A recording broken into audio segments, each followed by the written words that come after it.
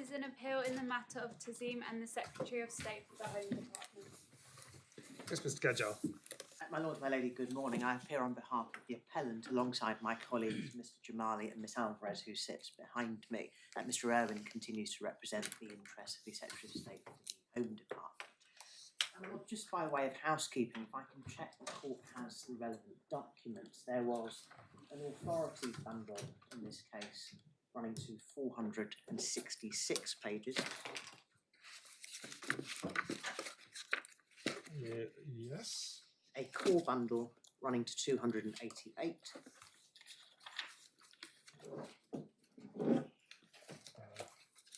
Yes. A supplementary bundle, I'm grateful, running to 305.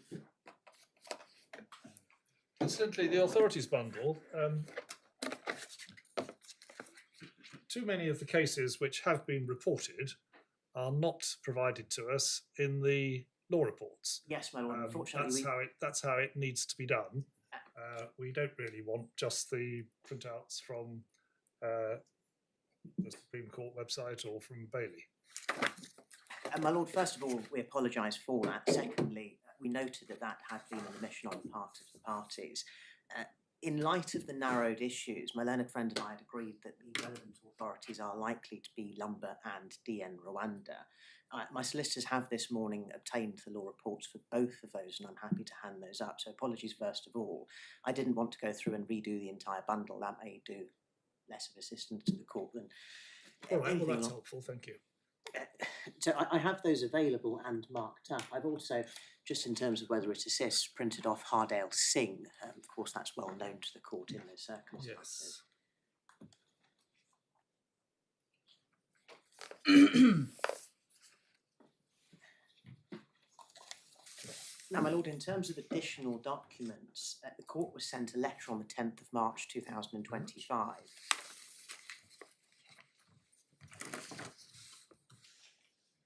Sorry, letter of what date? It's the 10th of March 2025.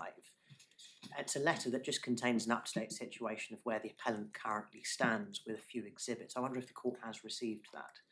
I don't think so. Perhaps whilst we're doing that as well, my learned friend also has a complete copy.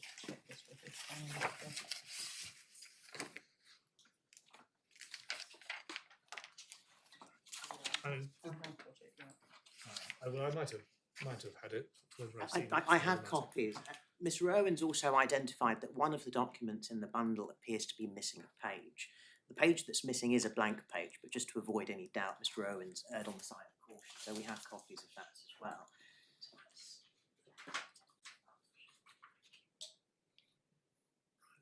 Is that after page 283? That's correct. Looks as if the list that could be ticked carried on, but anyway. Thank you very much. I think 2 pages were missing in all, and they're unlikely to be of material assistance to the court, but it is important nonetheless that you have these documents. Thank you.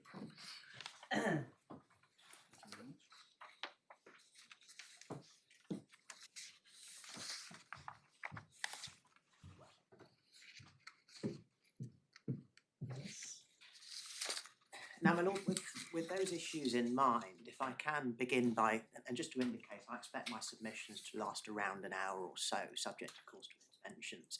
If I can begin by outlining the appellant's case, of course the issue in this case is a relatively narrow but important one from the appellant's perspective.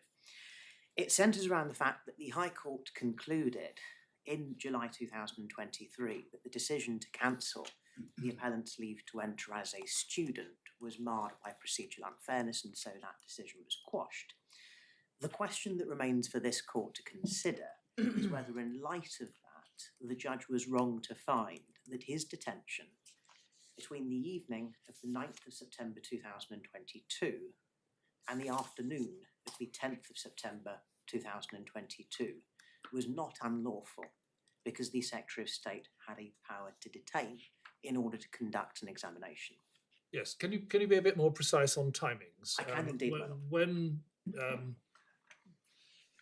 well, first of all, it's not very clear at all when he was released, other than sometime on the afternoon. and no doubt you'll make clear exactly the point at which you say unlawful detention began. My lord, yes, and that's certainly something in light of the grant of permission that the appellant was ready to address the court on. The important timings are that from 2016, on the 9th of September 2022, so that's 16 minutes past 8 in the evening, the appellant's investigatory process and the questioning began with Officer Richards. That is when the appellant says, arguably, the unlawful detention began. There is an alternative start time, which would be the alternative element of the appellant's case, which is that at the end of the second interview, which was conducted by Officer Badal, effectively at the end of the investigatory process, at 00:49, on the 10th of September 2022, his unlawful detention began. And I'll come to the two schools of thought in more detail during the course of my submissions. Well, on that theory, it might be sometime between the end of the second interview and the beginning of the third one. Obviously, the decision had been made by the beginning of the third one, but we don't know precisely when, after consultation with the more senior officer, the decision was actually made. Is that right? My lord, yes, I think that has to follow, that there has to have been a period of time between the conclusion of that second interview at 49 minutes past midnight on the 10th of September and the decision being made. I, for want of looking through the GSID notes, haven't been able to identify when that decision was made, but my learned friend may have more information on that. In terms of any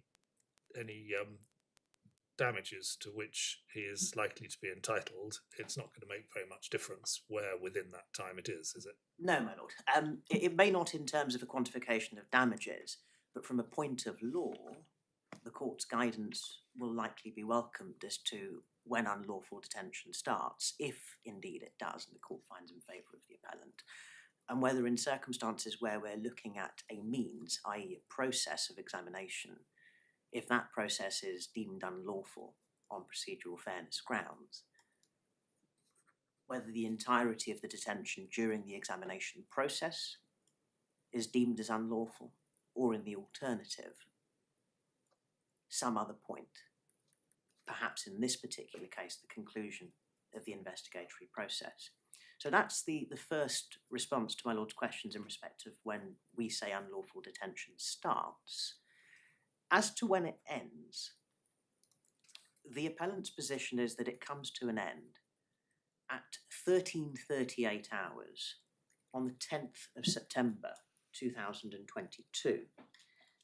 That timing reflects the point at which an email was sent to the appellant's solicitors on the 10th of September, indicating that the appellant's removal directions, otherwise set for 5 minutes past 3 that day, had been deferred,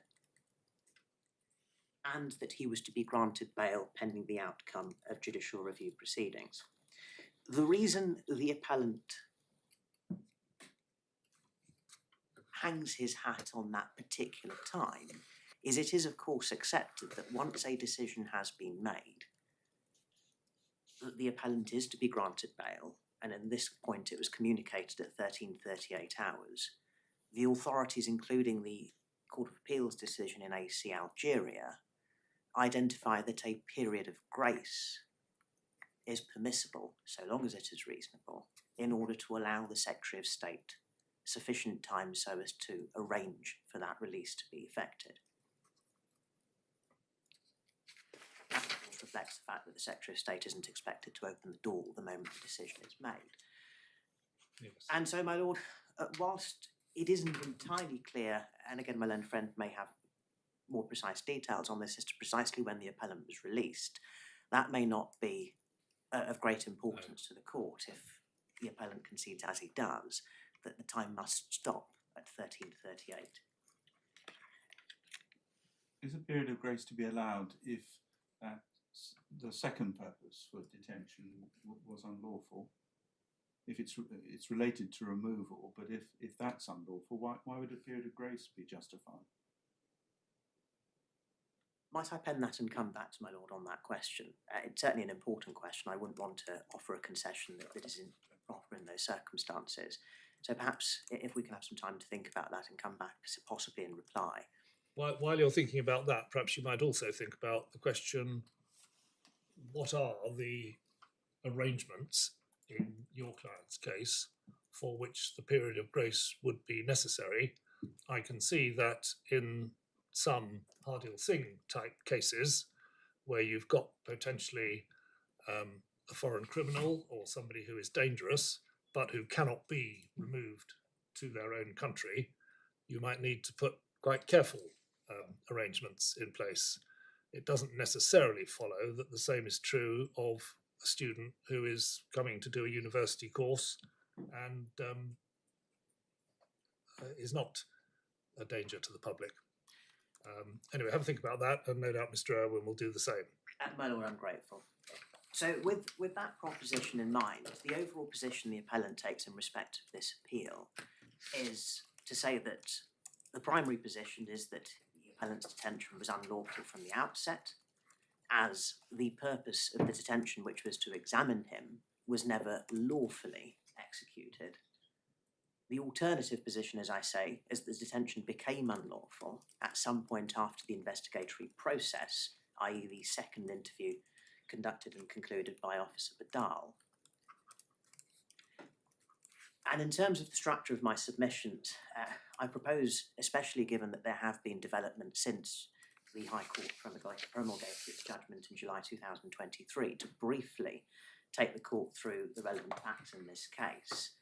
Secondly, I'll invite the court to consider what it was that the High Court concluded, both in respect of procedural unfairness, upon which the appellant succeeded in the court below, and the issue of unlawful detention.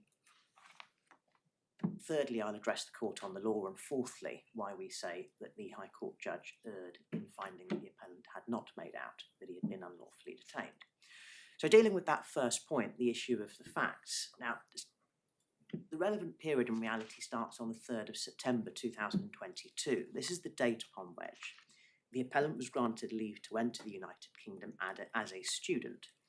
The purpose of that leave was to study a 4-year course at De Montfort University, 1 year being a foundation, 3 years as a bachelor's degree in business and management. The admission to that course was contingent and conditional upon the appellant being able to demonstrate a sufficient command of the English language. In order to satisfy that condition, the appellant relied upon, in part, his studies in Pakistan, and in part, the Oxford International Group's English language test. He began his journey to the United Kingdom on the 8th of September 2022, arrived at some point in the evening on the 9th of September 2022. We expect that he landed around about 6:30 that day. He's then interviewed on 2 occasions on that day. The first occasion was an interview conducted by Officer Richards. Officer Richards provides a witness statement in the supplementary bundle at page 85 and indicates that the first encounter with the appellant was around 2016 hours. Her evidence is... Judge's finding is 21:30. That, my lord, I think may be a factual misdirection. 21:30 appears to relate to the timing at which Miss Richards penned her note of the interaction that she's had. That's page 84 of the supplementary bundle.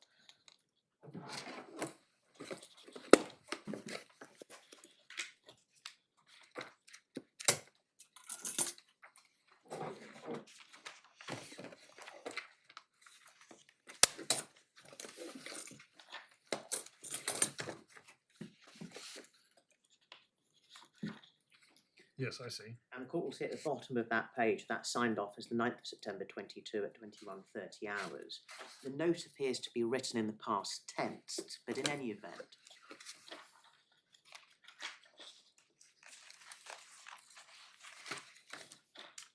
Well, I also know in the note, in the first paragraph, he arrived at around 2016. that's right, my lord, and that would reflect what is said within Miss Richards's witness statement. So the statement starts off life at page 66 of the supplementary bundle, and the relevant paragraph is on page 67, paragraph 4.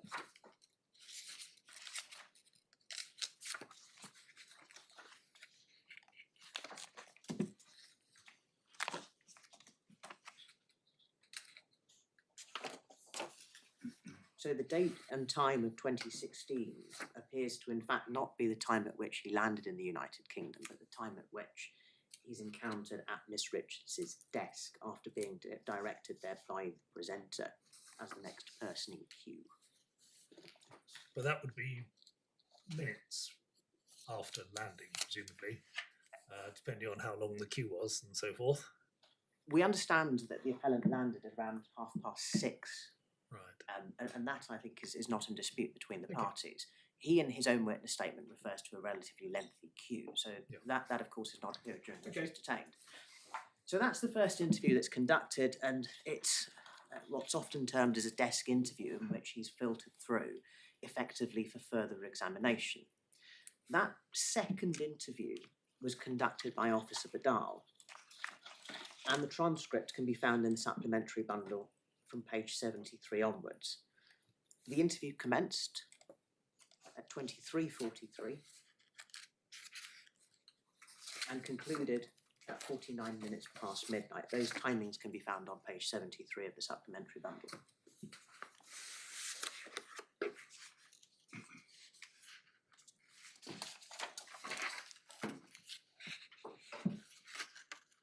Yes. Now, as my lord indicated, it's at some point between that time of 00:49 and 2:32 in the morning on the 10th of September that the decision was made to cancel his leave to enter. 2:32 is important in the sense that that was the third and final interview that was conducted with the appellant on the 10th of September.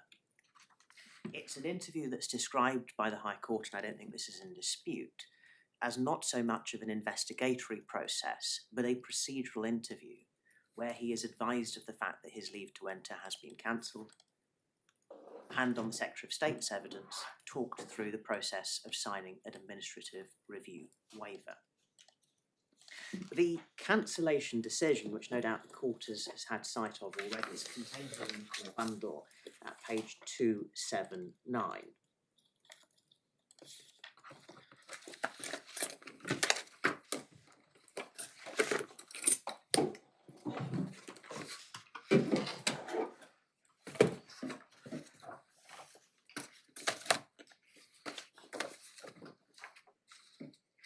Now, that IS 82 document providing him with notification of the cancellation begins in the first paragraph by citing that he was granted leave to enter and that he entered on the 9th of September 22.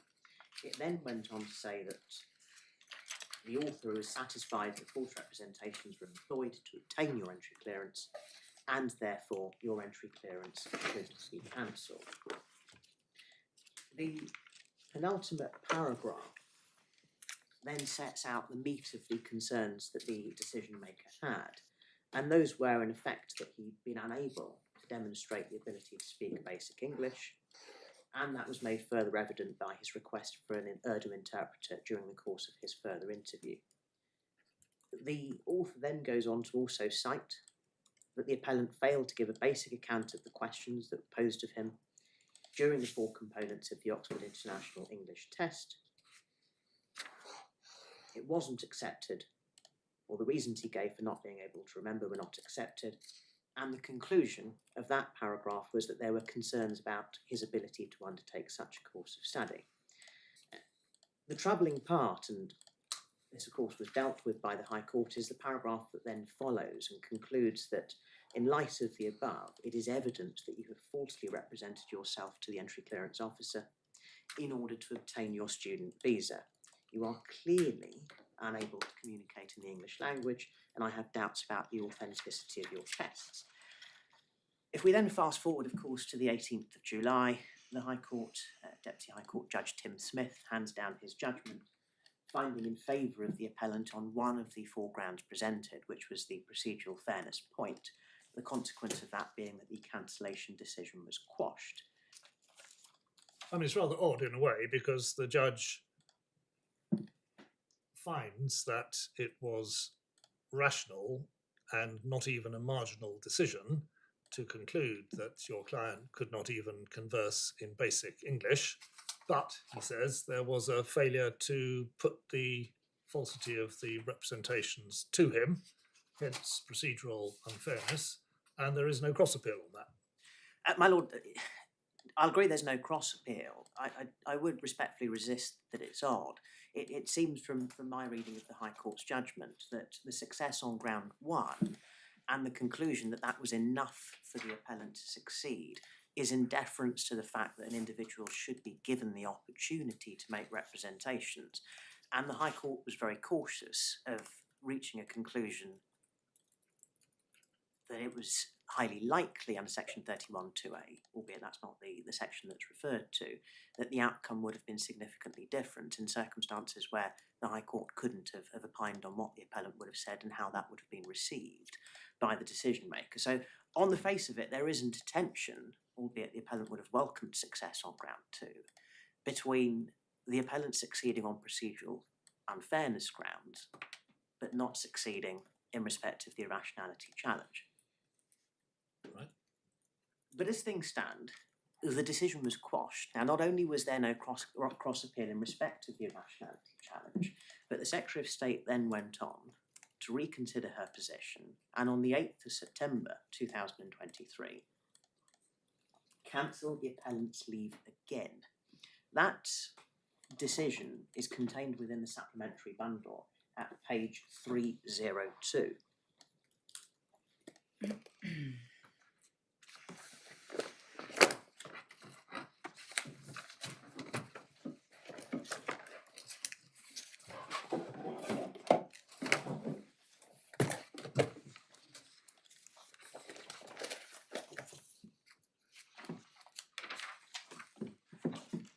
The gist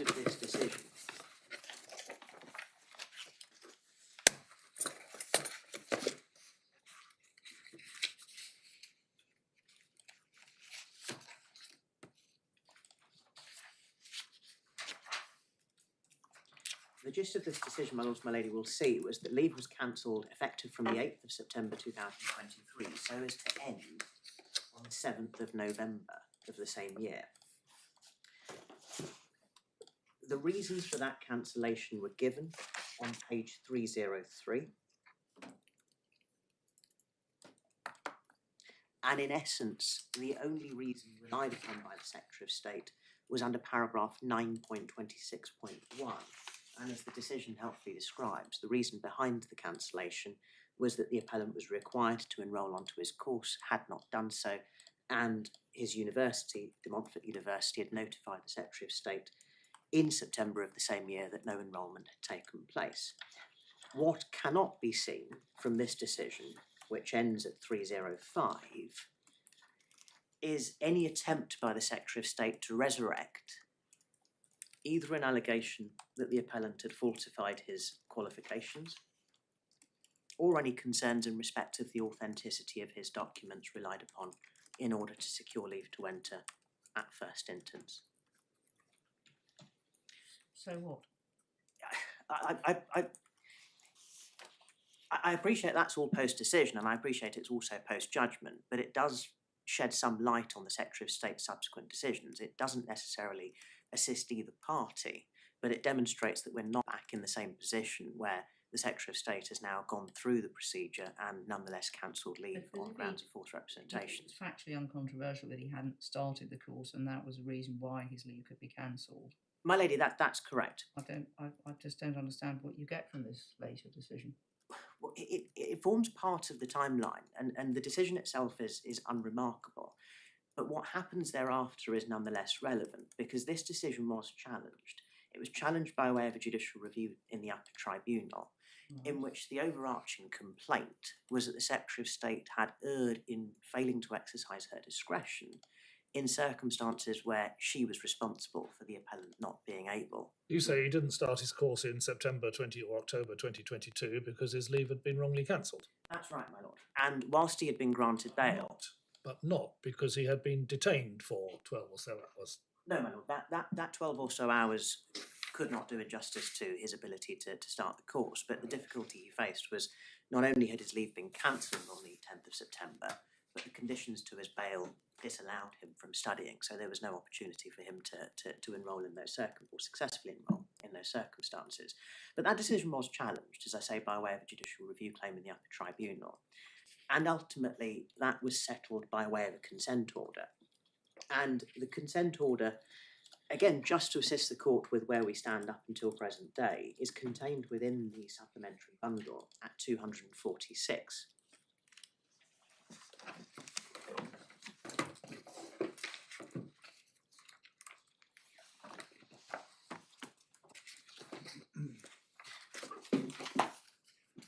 Although unnumbered, the 5 recitals to that consent order,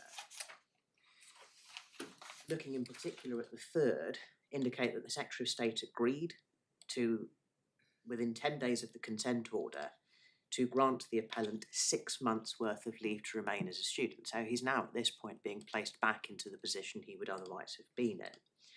The Secretary of State, in the fourth of the 5 recitals, or 6 recitals, I'm sorry, in the fourth recital goes on to say that she would agree to issue a restriction notice explaining the reasons the applicant had been unable to undertake a course of study between that key period of September 22 to the date of this consent order on the 29th of January 2024.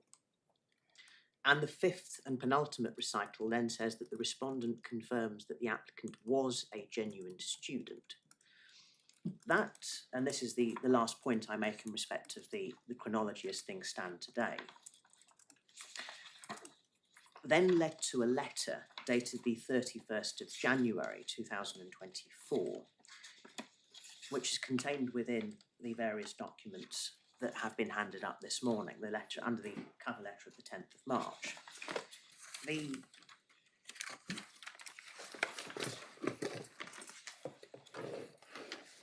Regrettably, that's not numbered.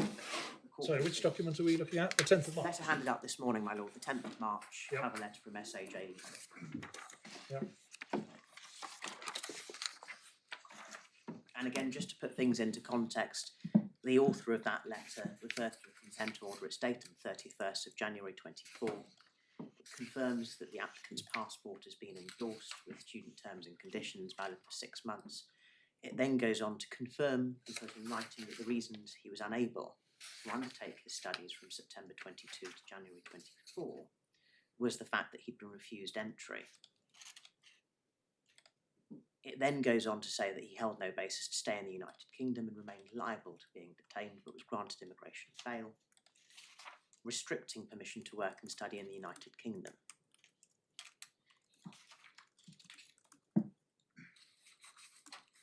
That final paragraph on that page, the reinstatement of your student leave is confirmation that you are a genuine student to undertake a course within 6 months of the endorsement.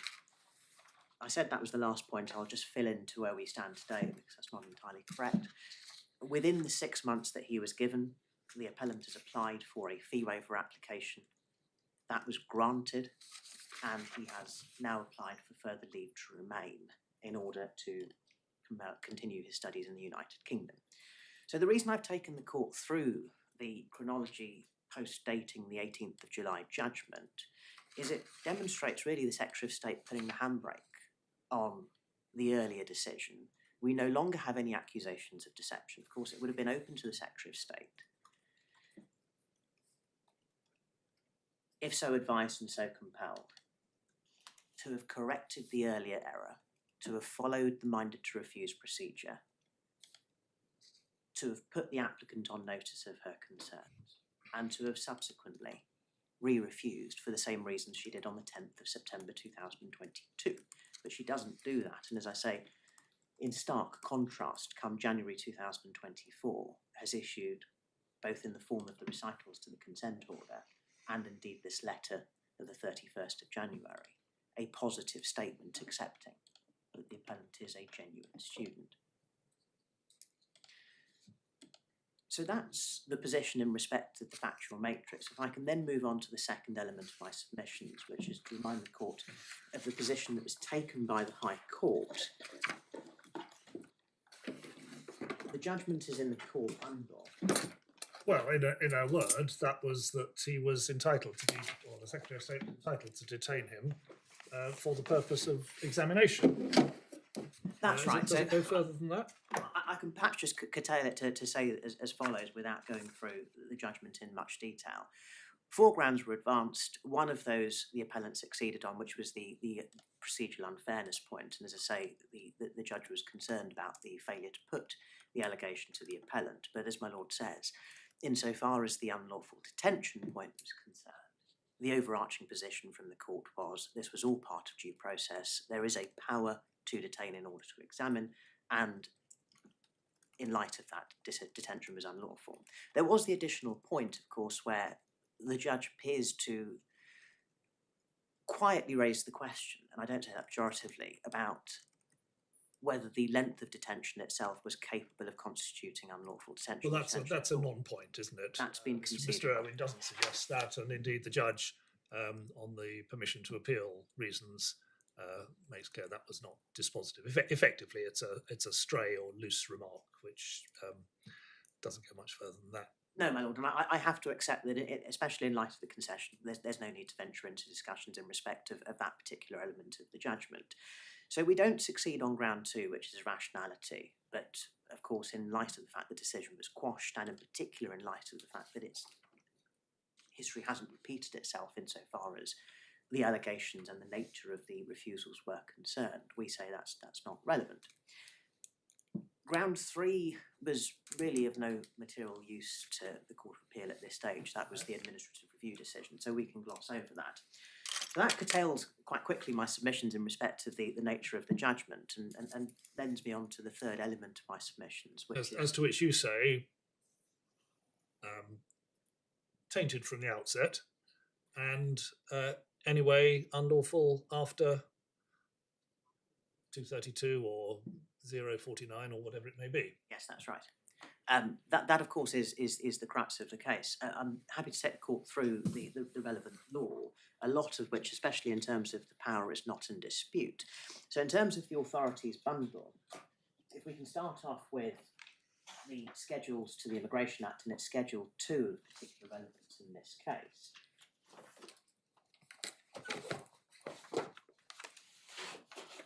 Page 6 of the authorities bundle. The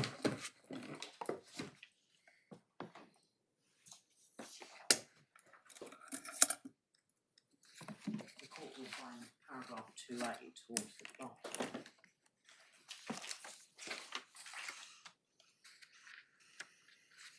Now this is the paragraph which applies to those individuals who have leave to enter, which is enforced but was given to them prior to their arrival into the United Kingdom. Subparagraph 2 empowers an immigration officer to examine an individual for the purposes of establishing one of 3 things, or a combination of 3 things. The first of those is to determine whether there has been a change of circumstances such that leave should now be cancelled. The second is to determine whether leave was obtained as a result of false information given by him or his failure to disclose material facts. And those are the 2 points that troubled Officer Vidal and led to the ongoing investigations on the 9th and 10th of September. For completeness, the third is medical grounds, which doesn't apply in this case. Across the page, just continuing with paragraph 2A of the schedule, the subparagraph 5 empowers the Secretary of State and her officers to require an individual to submit to further examination. And subparagraphs 7 and 8 then empower individuals to suspend, or immigration officers to suspend leave during the course of examination, and finally to cancel leave to enter if appropriate. In terms of the power to detain, and of course I'll highlight, of course, and it's never been in dispute, this is not a case where the appellant says the Secretary of State did not have a power. The statutory power itself is derived from paragraph 16 of the schedule. That's page 9 of the bundle.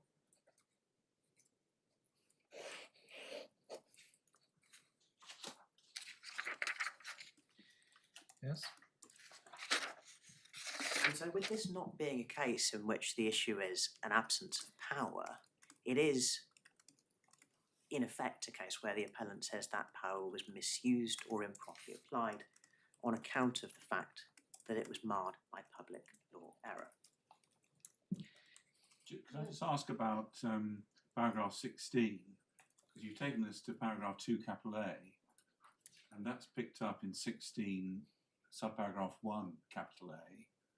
But that paragraph only applies where a person has been suspended under paragraph 2A, and that has to be by notice. I mean, there's no evidence of there being a suspension of the entry clearance.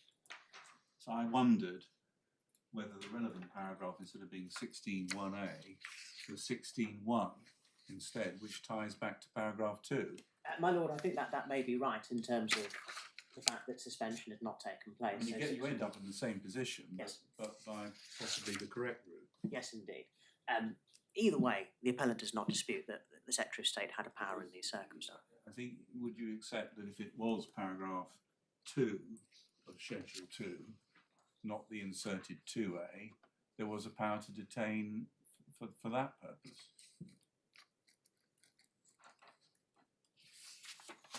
Yeah, I certainly would, especially in light of subparagraph 1D of paragraph 2, which deals with those who have been granted leave and the consideration of whether such leave should be curtailed. Yes, indeed.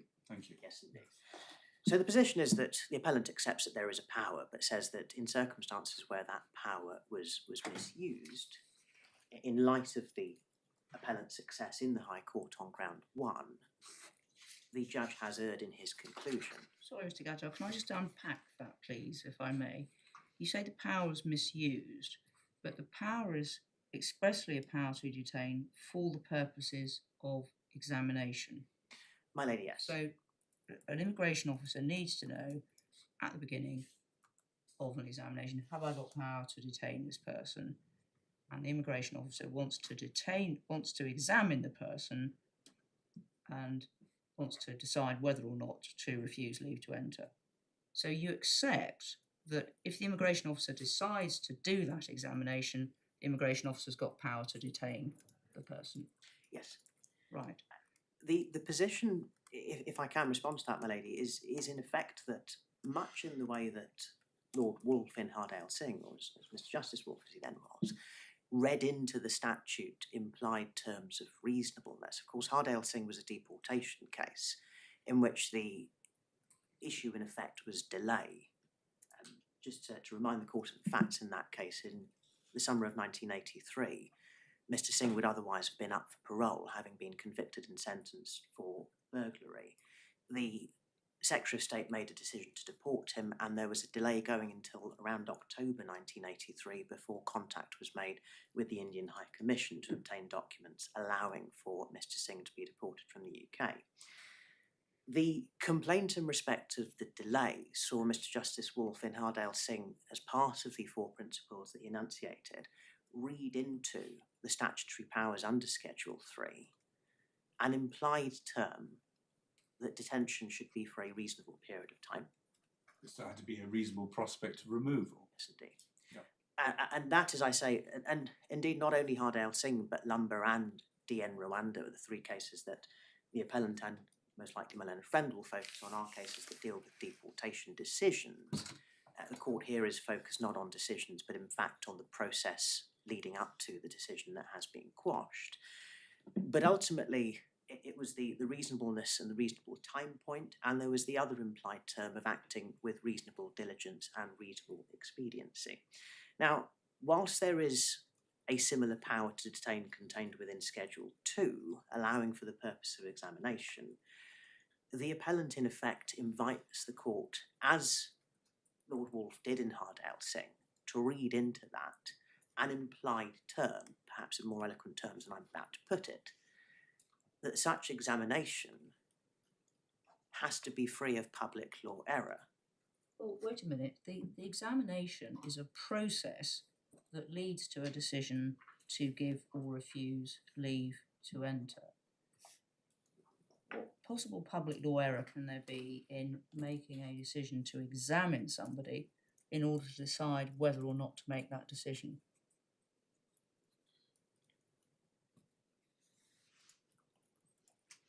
I think, my lady, the way I've considered this and the way I've looked at it is to separate the decision to examine from the process itself. It's, if one steps away and looks at the process as a whole, and of course this is precisely what the High Court did, the overall conclusion was that that was marked by procedural unfairness. And so the examination in its entire purpose, from the moment High it Court's starts. decision was that the decision to cancel the leave was flawed by procedural unfairness because the immigration officers didn't put the allegation on which they ultimately refused leave to your client. But that doesn't, as I understand things at the moment, have any effect on whether or not the examination process was lawful. Well, my lady, in my submission, the two must be one and the same. The examination process. There's a process of examination which the immigration officers have power to conduct, and the purpose of the examination is to make a decision to give or refuse leave to enter. They're two separate things. So the decision to give or refuse leave to enter may or may not be unlawful, but how does a decision about the lawfulness of the ultimate decision cast any light on the lawfulness of the examination? That's what I'm struggling with at the moment. Well, this, of course, wasn't, first of all, a decision to refuse or to grant leave to enter. This was one to cancel or to curtail existing leave. That's not a complete answer to my lady's point, but the submission that's made is, whilst the High Court quashes the decision, the focus of that judgment has to be upon the process that led to that decision. The decision is not looked at by the High Court as a standalone letter. But surely at 9 o'clock in the evening, when he is in the course of his first interview, the border force officials need to know whether it is lawful to detain him. And it's either lawful or not at that time. If it's lawful at that time, it can't be rendered retrospectively unlawful merely because the decision ultimately reached is quashed. I mean, suppose the decision had been that everything was fine, his English was no problem, and off he goes. In those circumstances, the appellant would struggle to present a case that he had been unlawfully detained. So why should it be retrospectively rendered unlawful by the fact that, as it turns out, the wrong decision is made several hours later? It's not, in my submission, the decision that renders it unlawful. It's the process that leads to that decision. It's an entire exercise during which at no point does the immigration officer, and really focusing upon Officer Badal here, but also that applies equally to Officer Richards, demonstrate that the procedurally fair course of action was taken. Now, if there is an intention during the course of that investigative process to put the appellant on notice of those concerns, then it's likely in those circumstances, on the facts of this case, that the detention would have been lawful. But the procedurally unfair thing is that nobody ever says to him, your certificates are fake, aren't they? Yes, my lord. Now, they've got to go through a process before they realise that's a question to answer, because the process is discovering that actually he can't speak English, he needs an interpreter, and there are suspicions about it. And then, unfortunately for the Secretary of State, nobody actually puts that final question. But it was surely lawful to probe his proficiency in English. My lord, that concession was made on the appellant's behalf in the High Court. I readily accepted that questions of that nature do not have to be put at the outset of an investigation, and to do so would be absurd, and a suggestion on my part would be improper. The point of my submission is that whilst there is a power to detain, if that power is to be exercised in circumstances where that power is for the purposes of examining an individual, the lawful exercise of that power is something that has to be reviewed at the end of the process. So whilst the power exists, and that's not in dispute, the only time at which an assessment can properly be made as to whether or not the process has been marred by procedural unfairness is at the end, because of course up until that point, as I conceded and as Mr. Justice, Deputy High Court Judge penned, it was accepted that at any point during the course of that interview, it was open to the immigration officers to ask the question. So, in response to my lady's question, yes, the power exists. The assessment of whether that power was lawfully exercised is not something that's determined at the same time as whether the power itself existed. That is in effect the nub of the appellant's case on this issue. And it's for that reason that the appellant, in line with what was said in Hardale Singh, effectively invites the court to find that it must be an implied term. But Hardale Singh is dealing with a forward-looking exercise. Is there still a reasonable prospect of being able to remove? Here we're dealing with a legal flaw, which was that by the end of the process, a particular allegation hadn't been put. Everything up until then had been legally acceptable. It was just the omission at some stage in the process to do that one thing.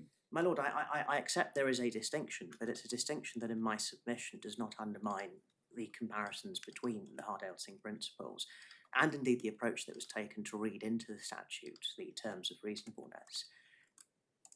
Ultimately, as I say, the assessment of whether a process has been undermined by procedural fairness is an assessment that can only take place once that entire process has come to an end.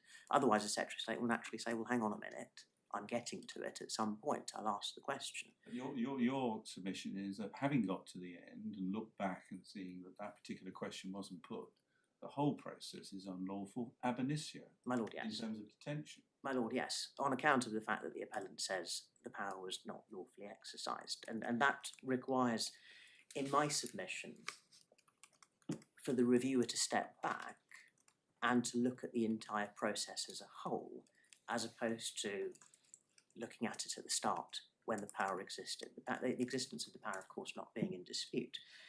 So that's effectively where the appellant stands. Now, I think, just to clarify, I think you said that your implied term, if that's the right phrase, but anyway, the reading in is into the power to detain, is that the examination has to be free of public law error. Would it be more accurate, or at least unpacking it a bit, to say that if the decision made at the end of the process is unlawful, then that means the power to detain has been improperly exercised? yes, my lord. The only qualification, of course, is that the public law error has to be a material one. And that was reflected by Lord Dyson in paragraph 68 of Lumber.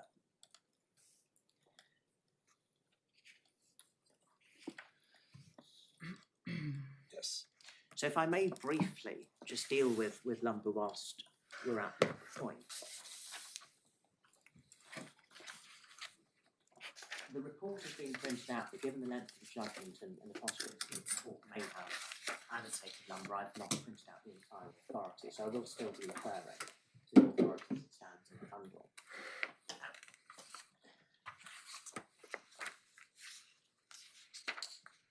Whilst, as my lord indicates, Lumber, or indeed Hardale Singh, were all backward looking. Forward. The overall position in respect of these is that they nonetheless have relevant comparison. Lumber, of course, involved individuals who were subject to deportation orders and had been detained under what was effectively revealed to be a blanket policy to detain foreign criminals. Well, that wasn't the objection to the policy. The objection to the policy was that it was a secret policy which contradicted the published policy. Yes, indeed, my lady. In terms of the full facts, that's correct. In terms of the relevant paragraphs, and particularly from the appellant's submissions, they start off at 228 of the authority's bundle.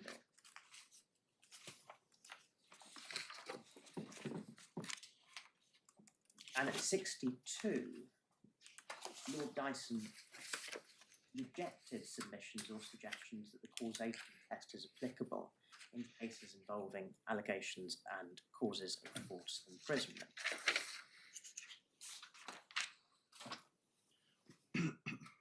we know, as is set out and repeated at paragraph 65, that in terms of the burdens, all the claimant has to prove in order to establish false imprisonment is that he was directly and intentionally imprisoned by the defendant, which of course in light of my learned friend's concession in his skeleton argument is no longer in dispute. And if so, the burden shifts to the defendant to show that there was a lawful justification for doing so. Now, importantly, at paragraph 66 of Lord Dyson's judgment, halfway down that paragraph, he said as follows: in the present context, there is in principle no difference between 1, a detention, which is unlawful because there was no statutory power to detain, and 2, a detention, which is unlawful because the decision to detain, although authorised by statute, was made in breach of a rule of public law. And as I said, at the bottom of that page, paragraph 68, Lord Dyson emphasised that the protective element of his judgment is that any error in public law terms must be material. Across the page, carrying on with paragraph 68, he explains, as we know, that a breach of public law must bear on and be relevant to the decision to detain. Paragraph 71 is also important in the context of my submissions. It deals with the situation in which the submission made in response is effectively that detention would have happened in any event, and goes on to say that where the detainer is a public authority, it must have the power to detain and the power must be lawfully exercised. Where the power has not been lawfully exercised, it is nothing to the point that it could have been lawfully exercised. If the power could and would have been lawfully exercised, that is a powerful reason for concluding that the detainee has suffered no loss and is entitled to no more than nominal damages. But that is not a reason for holding that the tort has not been committed. So this, and indeed DN Rwanda, which followed by the Supreme Court in 2020, are cases which deal with the interplay between public law errors and decisions made to detain. For completeness, I'll take the court through DN Rwanda at relative speed. That's page 72 onwards of the authority. Just pausing there, Mr. Gadger, I'm sorry to interrupt again. What Lord Dyson is talking about in Lumber is the decision to detain and whether the decision to detain is flawed by public law error. There are two separate decisions here, or at least two separate decisions. The first is the decision to detain, query whether that's flawed by public law error. The second decision, which has been held to be flawed by public law error, is the decision after the examination to cancel leave. Now, isn't it important to distinguish between those two decisions?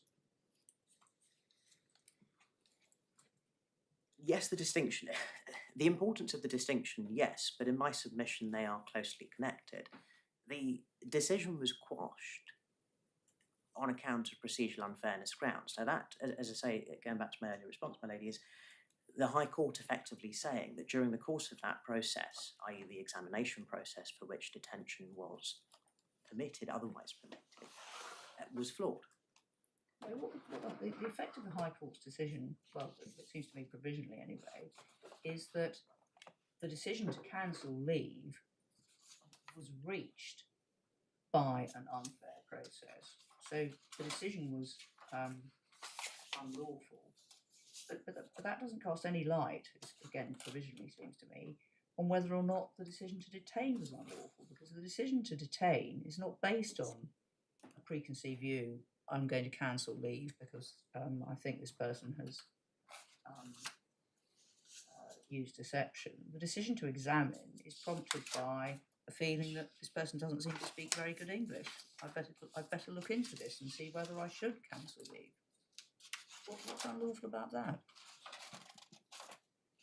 Well, maybe it's the process that the appellant says is unlawful. And this goes back to, I'm sorry for repeating myself on the point, but it goes back to the point that in my submission, it would be respectfully artificial to divorce the process,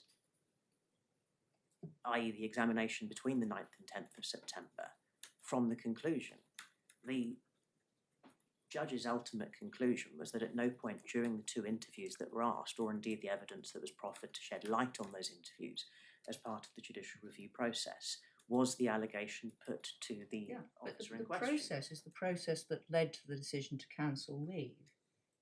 The detention is based on something separate, which is the view taken by the immigration officers that we think we need to examine this person in order to find out whether we should or shouldn't cancel leave. What happened here was he wasn't examined quite enough. Can I offer an alternative, which is that he wasn't examined properly? Well, it Yes. was all proper. Yes. That you haven't attacked what actually was asked. It's just that he wasn't asked quite enough. No. And that's what flawed the subsequent decision to cancel entry clearance. And there's also leave to enter. Whilst, my lord, I'm prepared to subscribe to the school of thought that he wasn't examined quite enough, the reason I press upon the court to accept that it was a failure to properly examine is, again, it's not so much about the quantity of the content of what was asked, but if we look at what wasn't asked and what should have been asked, i.e. putting the allegation that these documents were inauthentic, that's part of the process. And a review of the interviews themselves is, of course, not dissecting question by question, although it can assist. It's stepping back and ensuring, as we know from cases such as Balajagari, that the gist of the concerns are put. And that requires stepping back and looking at the interview process as a whole, as opposed to the questions that were asked and the questions that weren't. But ultimately, that's where the appellant stands. Now, the purpose of drawing attention to Dien Rwanda, and again I accept that there are distinctions, because that case dealt with, again, deportation, where the statutory order under which the appellant had been detained was ultimately considered to be unlawful on account of being ultra vires, thereby effectively pulling the rug from under the Secretary of State's feet in respect of the detention that had occurred prior. But ultimately the conclusion that was reached by Lord Kerr at paragraph 17 of his judgment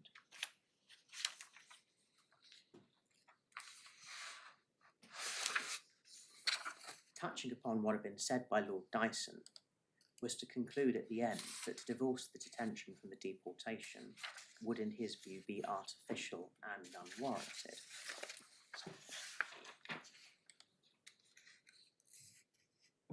At paragraph 18, dealing with the justification for deportation, he said that detention at both these stages is entirely dependent on the decision to deport. Without that decision, the question of detention could not arise, much less be legal. Now, insofar as the appellant's overall position is concerned, and I may just be able to stick to my hour time indication, the overall position, as I think the court will have appreciated from the content of my submissions, is that, and I'll take my Lord's terminology on it, I'll borrow it if I may, the statute does require reading into it, the examination, because it's a process, not simply a decision to detain, and that detention is an ongoing act on the Secretary of State's part. Under paragraph 16 of the schedule requires reading into it that it is free from public law error. In this case, the position that... Sorry, what's free from public law error? The examination process itself, my lady. The basis upon which the detention was made. Now, in this particular case, the conclusion that was reached by the High Court in finding, ultimately, that there had been no unlawful detention, was that this was all necessary and a part of the due process. That, respectfully, the appellant says, conflicts between and demonstrates a tension between the court's findings in respect of ground 1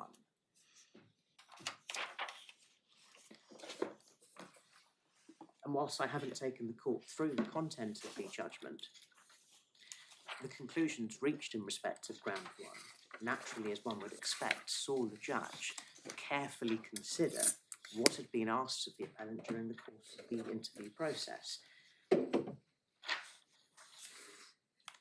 In particular, paragraphs 48-51 of his judgment, this is page 63 of the core bundle, the judge went to great effort in summarising both the first and second encounter, firstly with Miss Richards, secondly with Officer Badal,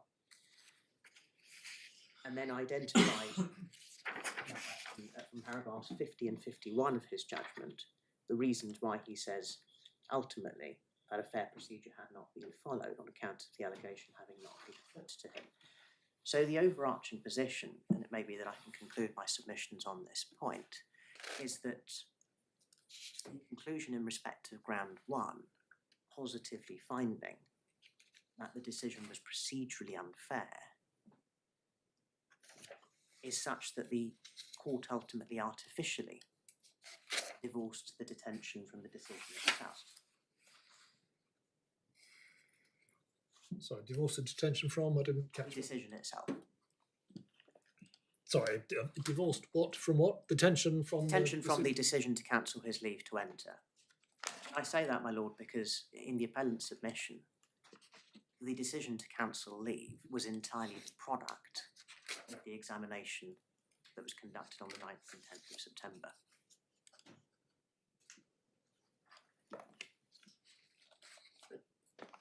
The immigration officers can't have known when they embarked on the examination and detained your client for the purposes of that examination what the outcome of the examination was going to be. My lady, I accept that. That's entirely in keeping with the purpose that the statute empowers the examination and indeed detention. The point is not about the outcome. The point here is about the process. It's precisely why, in my submission, the High Court reached the conclusion it did, that ground 1 succeeds, whilst ground 2 was, in that case, found not to have sufficient merit. So it's an important distinction to look at the purpose, and the purpose of detention isn't necessarily to reach a decision, it's to examine before a decision is reached. Yes, exactly. And that's where the appellant says that the public law error of failing to properly conduct that examination process undermines the detention. Now, if the court is with me on that point, then we land in the position of when does it start? And there are two possible stages. It's either infected ab initio on account of the fact that the entire process was flawed, or it becomes infected, in my submission, in the alternative at some point after the investigation process ended. And Well, you don't need to say it's infected at that point. You simply say No power. after that point he was not being detained for the purpose of examination, oh yes, and he wasn't, because they'd made a decision, and the Secretary of State would need to find some other basis on which to detain him, because, as you've shown us, Lumber says that the burden is on the Secretary of State, oh, yes. and the only one relied on is the period of grace. So unless I can assist any further. Well, there is one further point. Let's suppose that your appeal succeeds on either one of the alternative bases. What are the damages going to be, and is there any reason why this court should not assess them rather than put the parties to the expense of some further hearing somewhere?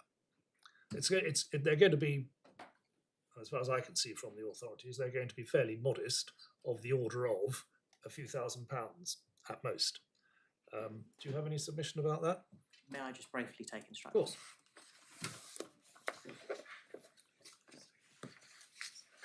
Perhaps if I can park my response to that and come back after my learned friend has addressed the court, those instructing me. Yes, all right. Well, if you could give some thought to that, because at the moment it seems to me that if that is the sort of scale of damages which we are talking about, it would be not very satisfactory, if your appeal does succeed, to put the parties to the expense of a further hearing somewhere else. My lord, I'm grateful. Yes, Mr. Owen. I'm grateful, my lords, my lady. I'm very grateful to my learned friend who has covered that much of the neutral ground, so to speak, and that hopefully means I can be concise. My lords, my lady, I intend to address the court on 4 points subject to interventions. The first of those is briefly to touch on the relationship between public law error and lawfulness of detention, i.e. the DN Rwanda point. I can do that quite quickly because my learned friend has covered a lot of the ground there. The second point is to look again at the precise nature of the public law error found by the judge below, and again the court has that point. I'll deal with that very quickly if I can. The third is to address the question of whether the detention was unlawful ab initio, and the fourth is to address the question of whether the detention became unlawful at any point. Perhaps I could invite you to add a fifth, which is what we should do about damages if the appeal succeeds. My lord, I can address you on that now if I can. I respectfully agree with the proposed course that if this claim succeeds in principle, it would be disproportionate to have a whole further hearing either in the High Court or the County Court, and therefore, in those circumstances, the Secretary of State would be grateful if this court could address damages. Yes, all right. Well, we'd like to hear from you in that case at some point on what you say the damages should be. Perhaps it would be fairest if on that point Mr. Gadjar goes first and then you respond. It may be, my lord, and subject to Mr. Gadjar's views, it may even be convenient, or the best way of doing it is to do that in a short written submission rather than trying to deal with it in oral submissions. But of course, that's a matter of the court and Mr. Gadjar to address as well. Yes. I'm in your hands, my lord. All right. Well, we'll see if Mr. Gadjar is in a position to help us about that, or if he wants a little bit more time to think about it. Thank you, Lord. Thank you. In that case, addressing first of all the first point, or my first point, which is relationship between public law error and lawfulness of detention.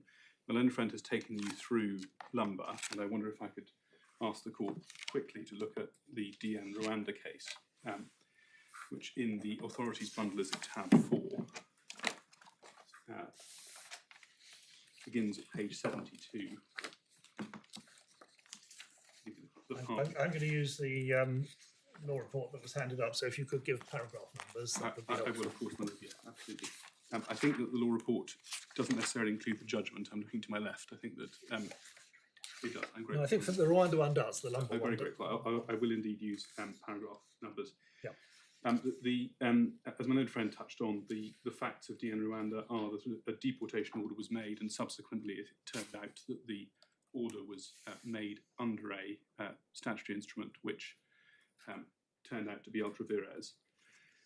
And the question was whether the decision to detain for the purposes of deportation in those circumstances was unlawful, and the relevant discussion in which Lord Kerr decided that it was unlawful begins at paragraph 17 in the authorities bundle. That's at page 79.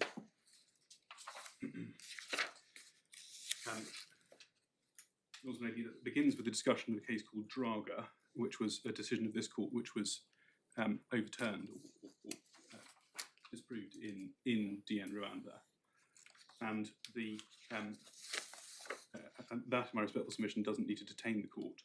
The first relevant part of the discussion begins at the bottom of paragraph 17 and simply makes clear that the statutory power to which recourse had been had in deciding to make the order was invalid. Detention in this instance was for the express purpose of facilitating the deportation. Without the existence of a deportation order, the occasion for, much less the validity of, detention would simply not arise. To divorce the detention from the deportation would be artificial and unwarranted. The analogy with our case would be to the period after the decision was made, or if you are going to tell us any period of grace when he was detained for the purpose of being removed, but there was no power to remove him because the decision to cancel his leave was unlawful. My lord, if I may, I'll come on to that in due course, but the summary submission in response to that is that what is an issue in DN Rwanda and in Lumber is decisions to detain. And the difference between this case and those cases is that there was a single decision to detain here, which is the decision based on the decision to examine. There was no reconsideration of detention at a later date, or later time, I should say, given the circumstance of this case. My learned friend doesn't suggest that that should have occurred. And so detention was not reconsidered. There was no fresh decision to detain after the examination had concluded. And therefore no decision upon which the public law error bore. So that's why in my submission the analysis is a period of grace analysis rather than a DN Rwanda or Lumber type analysis.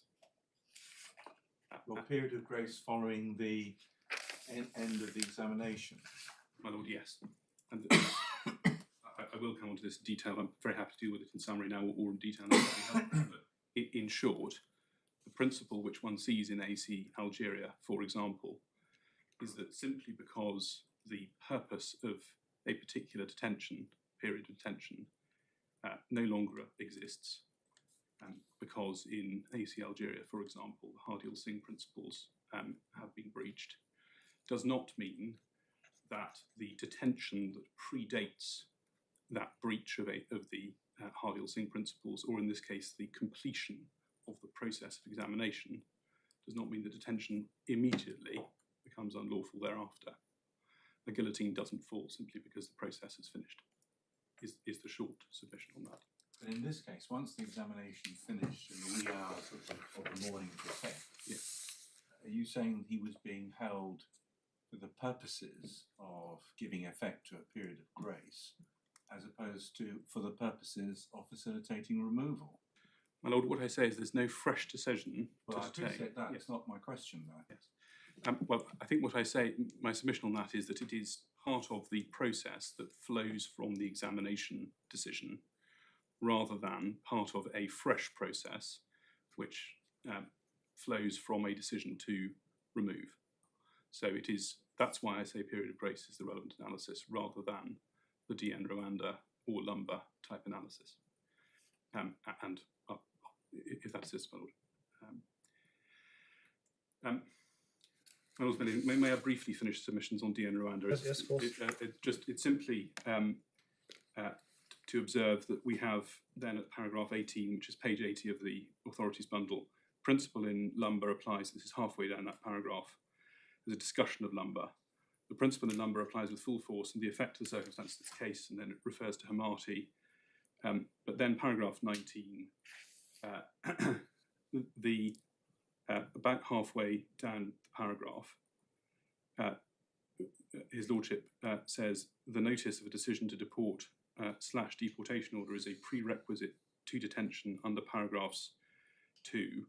The rubric chain of causation is inapposite. And then at the bottom, the lawfulness of the detention is always referable back to the legality of the decision to deport. And if that's successfully challenged, the edifice on which the detention is founded crumbles. And so the analysis is that one looks at the decision, the material decision to detain, and considers whether there is a public law error sitting in the background which vitiates the lawfulness of that decision to detain, because the public law error, in this case a deportation order, is tainted by the decision to detain is founded upon a tainted public law decision. That's because the detention in that case was for the purposes of deportation. It was, my lord, and yes. no other purpose. Yes, correct. And that's what the decision to detain was. And so that's why in my submission that is the correct analysis, DN Rwanda. The question for the court, or the question for any court analysing lawfulness of detention, is to look at the decision to detain and then consider whether or not there's a public law error that vitiates that decision. And the risk of being repetitive, my learned friend doesn't say that there was an obligation to reconsider detention after completion of the examination, or to issue a fresh decision document, for example. Of course, in other contexts, when one considers longer periods of detention, it's been held that there is an obligation to continually review detention at set periods of time. Here, there's no such obligation that my learned friend even asserts. That still less demonstrates. Well, if I may, I'll come on to. I follow this. What if the examination comes to an end and the decision had been not to cancel entry, the need to enter, or to issue removal directions, but an inordinate amount of time was taken to release the person? My lord, it is very fact sensitive, and in those circumstances, as I think the judge said, something like the Hardy-Laing principles would apply. So to take your Lordship's example, if I can use an example I hope is not absurd, if the Secretary of State had decided, yes, you're fine, we don't want to cancel your leave, but then had forgotten about the claimant or the appellant, forgive me, and left him in detention for a period of, an excessive period of time thereafter, then detention would become unlawful at some point. And something like the Hardy-Laing principles would apply to that. Why I say detention become unlawful when the statutory purpose for which the person is detained is exhausted. My lady, I say that my submission on that, and this is where I derive some support in my submission from AC Algeria, is yes, but there is a period of grace thereafter. Right. Well, we might need to look at Yes, that yes, my lady. in a moment, Certainly will. or whenever's convenient for you. I'm very grateful. I certainly intend to cover that, of course. I won't cover the ground from lumber again, because the submission I make on the relationship between public law errors and decisions to detain can be seen from DN Rwanda, but the principle flows through from lumber and indeed Hemati. The second point, which I just wanted to address the court briefly on, was the precise nature of the public law error. This is a point which my lady has already raised with my learned friend, and so I won't labour it, but simply to make the point that the sole finding by the judge, as the court has already observed, was that the decision to cancel leave was unlawful. There was no finding in relation to the lawfulness of the examination, and the order, which it might just be worth turning up briefly if the court would allow indulge me, which is in the core bundle at page 48.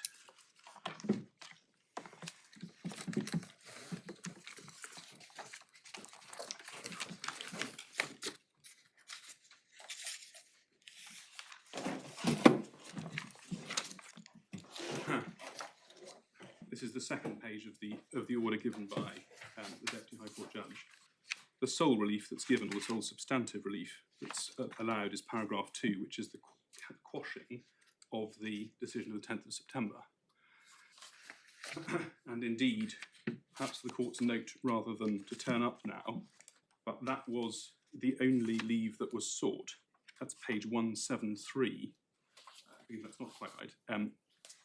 Page 173 of the core bundle, which is the appellant's amended grounds, paragraph 57. The claimant or the appellant did not seek, for example, declaratory relief in relation to the lawfulness of the examination process. He sought only an order quashing the 10th of September cancellation of leave, and then declaratory relief in relation to detention and damages for unlawful detention. So very squarely, the sole public law error, the sole vitiating error, was in relation to the decision to cancel leave. Bearing in mind my learned friend, I'm so sorry, my lady questions to a learned friend, I won't labour that point, which is clearly in the court's mind. Point 3, purpose of detention being examination, and that is not infected by public law error. And this is the question of detention ab initio. Again, the court has asked questions from a learned friend that show that this is clearly in the court's mind in any event, so I won't labour that point. One question which the court asked of a learned friend, and I may be able to assist to some degree, was whether the examination was under paragraph 2, paragraph 2A of Schedule 2 to the 1971 Act. And I'm afraid the answer to that is it's not absolutely clear which one of those it was, because the form in which that was recorded is not before this court and was not before the court below. Just to make that out, in the supplementary bundle, if I may ask the court to turn that up to page 51.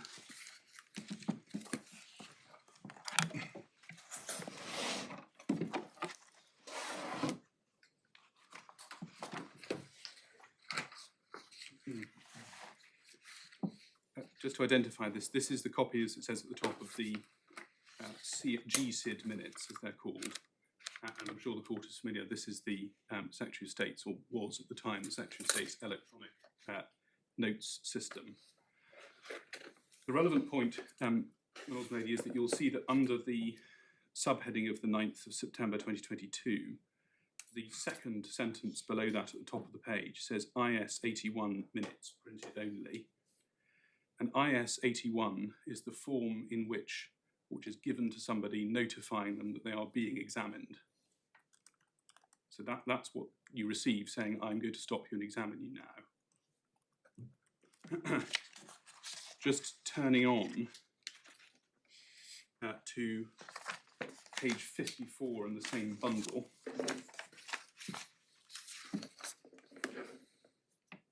This is also part of the CID notes. About halfway down the page, there is an entry dated the 16th of September, so a week after the initial stop. And this is recording that there has been a request for documents. And the fourth line down, or fourth substantive line down, says reps have also requested a copy of IS 81. A copy was not held on file. Advised reps of that. So whilst it's clear, forgive me just to make the obvious point, that is the document which would have recorded whether this was an examination under 2A or under 2 of Schedule 2. Because we don't have a copy of that, I'm afraid we can't answer that comprehensively, frankly, but it was under one or the other. Would it have dealt with suspension of the leave to enter? My Lord, as I said, it might have done. So if suspension is done, it would be done in that form. But it can also be used to notify somebody they're being examined under paragraph 2 rather than paragraph 2A as well. So I'm afraid we simply don't know the answer to that. In a sense, it becomes, of course, it becomes overtaken by the decision to cancel, which is taken after that. Yes. I mean, no point is taken about it, but in fact, looking at paragraph 16, the power to detain arises if there is an examination under paragraph 2 and not 2A, yes. And there is only a power to detain for the purpose of paragraph 2A if there has been a suspension. My Lord, I agree. And if the IS 81 says your leave is suspended, then yes. That's no problem. If it doesn't say that, then in another case it might matter. Indeed, that's right. And it's unfortunate that that document hasn't appeared, but there it is. As the Lord says, it's not a point taken. And simply to clarify that, I think, help. Yeah, well, thank you very much. That's helpful.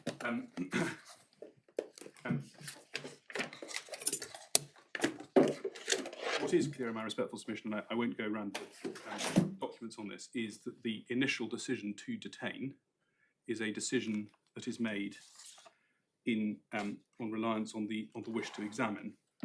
Perhaps it is worth just noting, however, because the chronology will become relevant. At page 51 again, so that's back into the CID notes.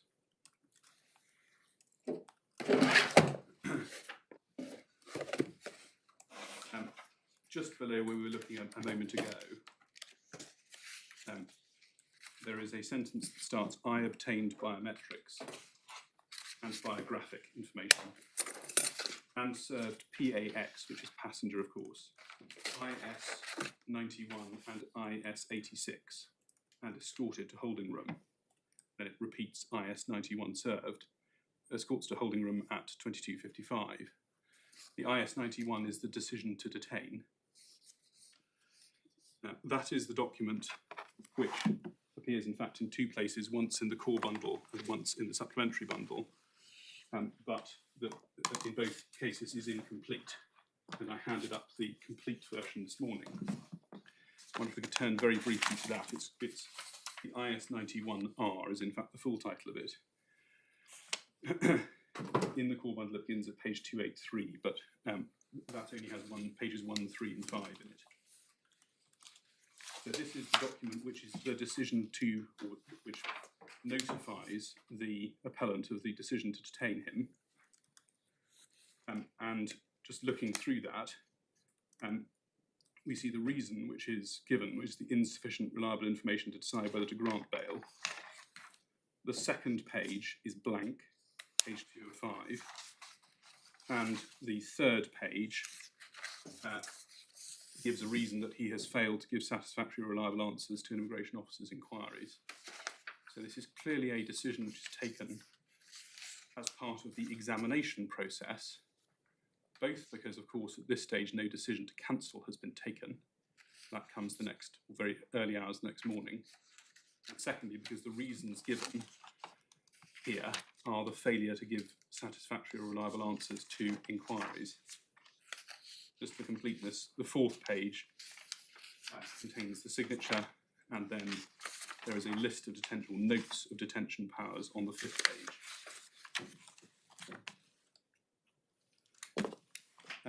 So what time is this served on the appellant? According to the CID notes, that's at 22:55 or thereabouts. So that's page 51 of the supplementary bundle. And ultimately, that is the only decision or information given to the appellant, notifying him of a detention decision, and it relates to the investigation of the inquiry. So sorry, the examination, rather than for any other reason.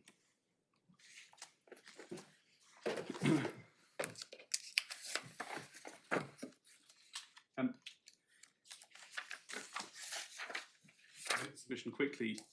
The appellant has at no stage contended or set out a case to the effect that it was unlawful in any way for the Secretary of State, the officers, to decide to examine him. And as his submissions today make clear, his case relies upon inviting the court to look at the whole circumstances in order to establish that the detention was void ab initio. And in my respectful submission, that simply is inconsistent with DN Rwanda and indeed Lumber and that line of cases. So what is his status up until 22:55? He's not been detained. He's being examined, Yes. but he neither asks to leave nor is detained. But perhaps if he had asked to leave, he'd have been detained earlier. Is that? Well, I think that's the notification of the detention decision. It may be, strictly speaking, the IS 81 also notifies him of detention or notifies him he's not going to be allowed to come into the UK pending the finalisation of the examination. The question of whether that amounts to detention as a matter of law is not one which we have explored. For what it's worth, I don't contest that he would probably meet the definition of detention in that period as well. But that's pursuant to the IS 81. So it's all part of detention for examination.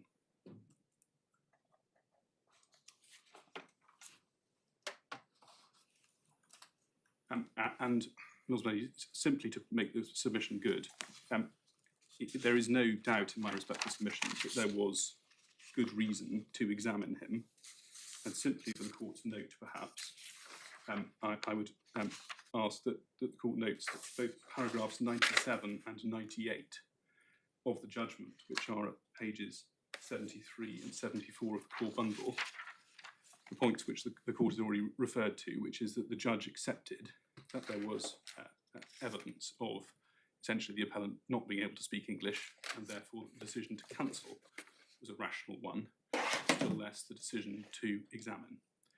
And so in my respectful submission, in those circumstances, there really can be no argument but that the officers were entitled to examine and therefore to detain pursuant to the examination powers.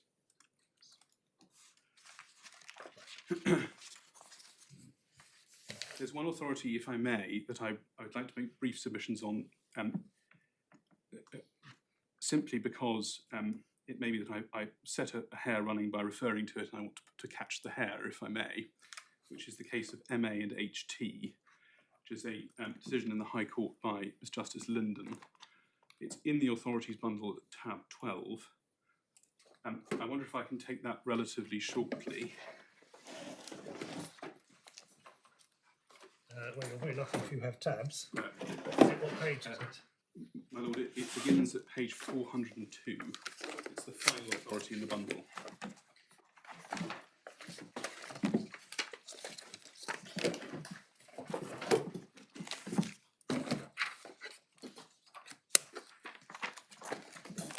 Mills Lady, you'll see, in fact, that I appeared in this case led by Ms. KC, page 02. The judgment is a long one and deals with an awful lot of material which is not at all relevant to this case, but in brief summary, the factual circumstances of that case were that it concerned young people arriving on Kent coast in small boats, claiming to be children. And the Secretary of State established a process whereby people in that situation were taken to a facility where they were assessed, their ages were assessed in a short format, and they were detained during that process. The main issue in the case was the lawfulness or otherwise of the process adopted by the Secretary of State to assess age. In short, its compliance with the Merton principles, with which this court may well be familiar. And the court concluded, just for the court's note, this is pages 456 to 464 of the authorities bundle, and in particular paragraph 111, page 460, summarises the findings.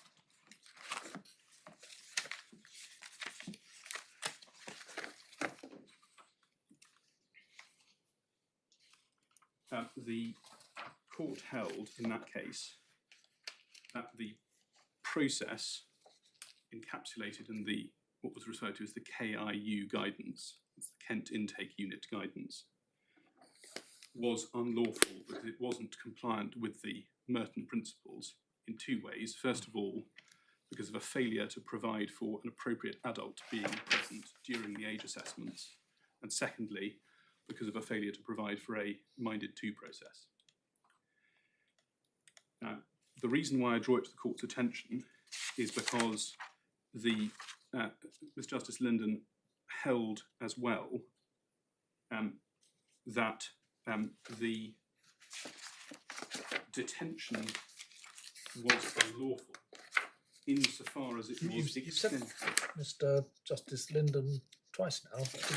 Maybe it was Justice Henshaw. I do beg his pardon. So, But it was Mr. Justice Henshaw, was it? I'm grateful. I'm so sorry, my lord, for even thinking of a different judgment. I do beg his pardon. In short, Ms. Justice Henshaw held that that detention for the purposes of those assessments was unlawful. You can see the conclusion on that is at page paragraph 130, page 466, and also the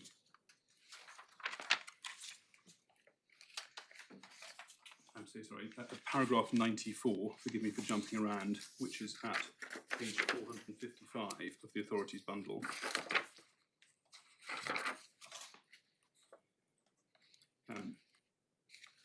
It summarises the judge's point. So towards the bottom of paragraph 94, page 455, the sidelined portion, detention for short formalised process within the overall parameters of 16.1 would not be unlawful if it complies with the Merton principles. Conversely, detention beyond the period which needs to be detained pursuant to Schedule 2 for purposes of age assessment that will or does not comply with the applicable legal standards would, in my view, be unlawful.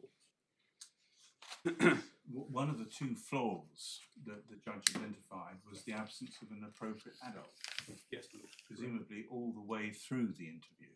Yes, correct. The whole interview was unlawful for that reason alone. Yes. Whereas the minded to opportunity would relate to one part of the interview. Indeed, my lord, that's correct. The other difference is, if I can put it in very short form, not to go around too much length, that in this case the judge found that the process of examination was always flawed. In other words, because of the application of the guidance to age assessment in this case, the examinations which the Secretary of State was carrying out routinely could not possibly be Merton compliant, and therefore the examinations were, put it simply, inevitably unlawful. So the difference between MA and HT and this circumstance is that, as the judge found, because the guidance was unlawful and the process that was put in place in practice was unlawful in MA and HT, examination throughout was unlawful, and therefore the detention for the purposes of that examination was inevitably unlawful as well. If that is so, then the judge's conclusion that the unlawfulness only relates to the period for which beyond the period for which an individual would otherwise need to be detained doesn't sit very easily with what was said in Lumber about causation. My Lord, I respectfully agree, and it is, there are some problems with the judgment more broadly. I would say it was overturned, or part of the judgment was successfully appealed by the Secretary of State. Namely, you don't have the report only because it's on parts that aren't relevant to this case, but it was successfully appealed on the basis that the judge misdirected himself as to the proper approach to assessing the lawfulness of policies, so the Gillick point and RA point. But permission was refused to the Secretary of State to appeal against the detention findings, and so wasn't given the opportunity to run the case on that. But the claimant didn't seek to appeal, saying I should have got more. No.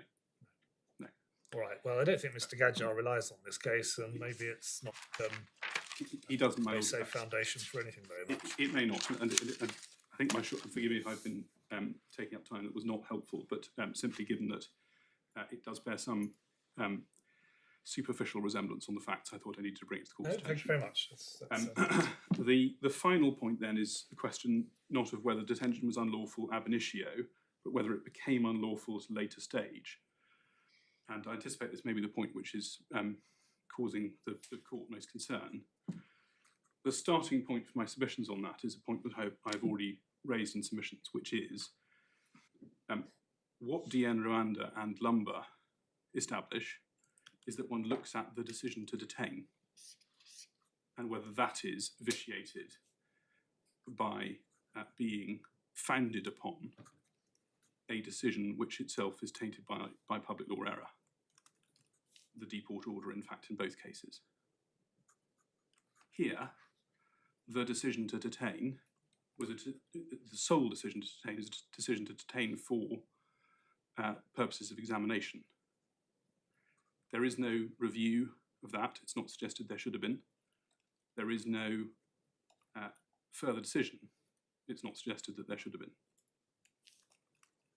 And that is why I say as a starting point, Learned Friend's reliance on Lumber and DN Rwanda does not help him with detention becoming unlawful. I accept, of course, that detention which is initially unlawful can become unlawful, and the obvious examples of that are Hardiel Singh. But that doesn't happen straight away after the purpose of detention, the lawful purpose of detention, ceases to arise. And perhaps here I could turn to AC Algeria, which is page, the relevant part is at page 341. The report in the bundle starts at page 334.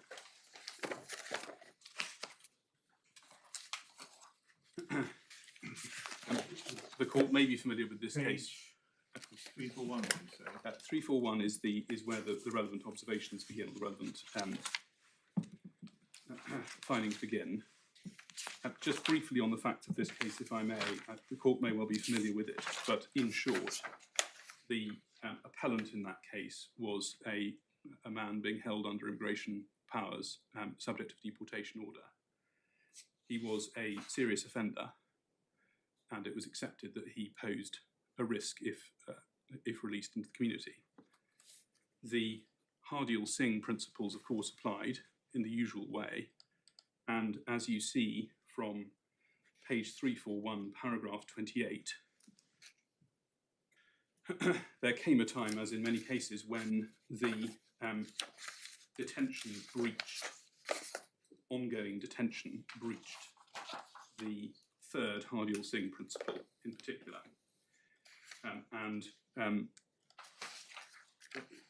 The report reminds us what that is, which is the Secretary of State would not be able to effect deportation within a reasonable period.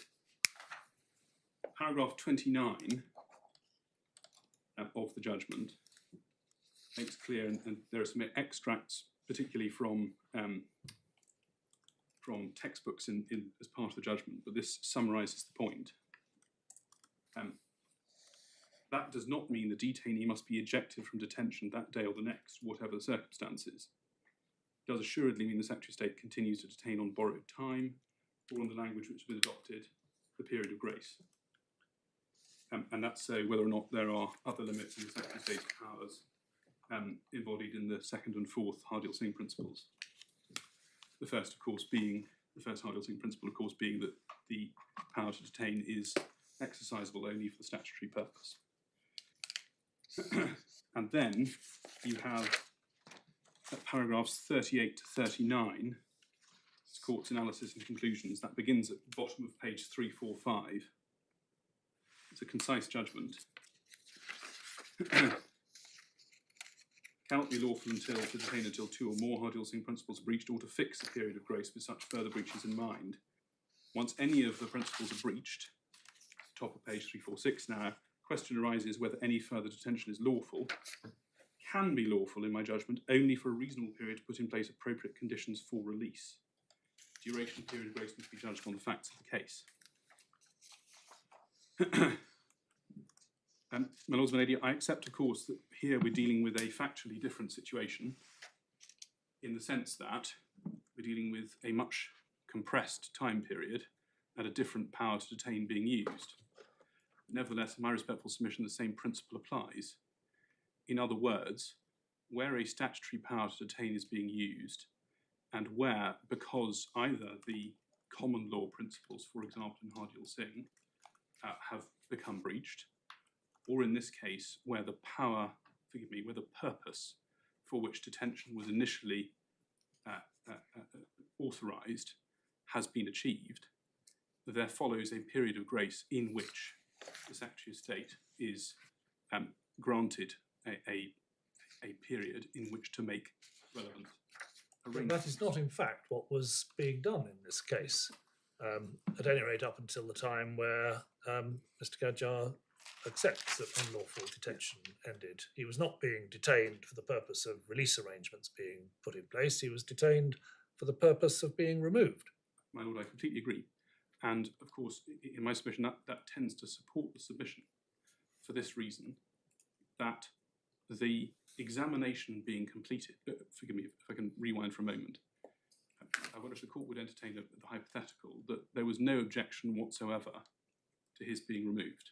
In other words, no challenge to the Secretary of State's decision to cancel his leave to enter, made at 3 o'clock in the morning, whatever it was, on the 10th of September.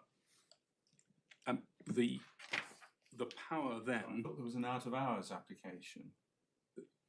There was, my Lord, and forgive me, this is a hypothetical rather I'm sorry, I than- misheard. I beg your pardon. I do My forgive you, my fault, Lord, yes. In those circumstances, the examination would be completed, the decision to cancel would be taken, detention would continue, but no fresh decision to detain would be taken. There's no fresh IS 91 served, no obligation to do so. The appellant doesn't say there is one. What the Secretary of State... Forgive me, Lord. Maybe there should be. I mean, suppose the next flight is from a different country, if we're in hypotheticals, and there isn't another flight for a week. Yes. Well, we may be into a different scenario there, and that's why I accept that, as in AC Algeria, one must look at the facts of the case and decide whether or not, in the particular facts of the case, the Secretary of State's period of grace has expired and a fresh decision is required. But I'm not following how Secretary of State can have a period of grace if, as far as the Secretary of State is concerned, leave having been cancelled and the decision having been made to set removal directions, there's from the Secretary of State's point of view at that stage, a seamless transition from detaining for the purposes of examination, making the decision, and then detaining for the purposes of removal. But if the decision on which the removal directions are founded is unlawful, I'm at the moment not understanding what the power to detain is. I'm grateful. The simple point, I think, is that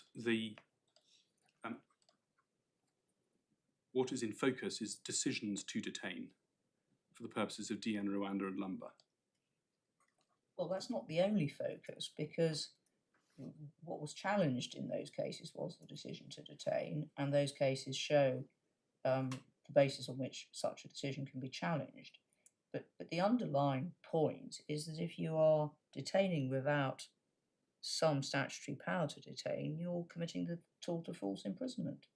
Well, I think that's where I come back to the period of grace point, which is that one might say in AC Algeria, in a period of grace case, that the lawfulness of the detention, the justification for the detention, including the statutory justification in the case of someone who is detained for the purposes of deportation, no longer arises where the Hardyal Singh principles are breached.